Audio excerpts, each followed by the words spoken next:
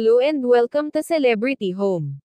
Corina Sanchez, muling nagbahagi sa social media ng video ng anak nila ni Mar Rojas, na sina Pepe at Pilar.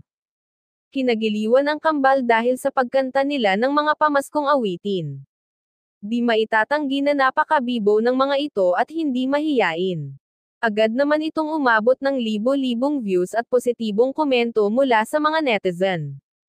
Marami ang napahanga sa napakagandang boses ng mga ito sa kanilang murang edad at nasa tono pa, kahit walang formal training sa pag-awit ang twins. The stars are bright.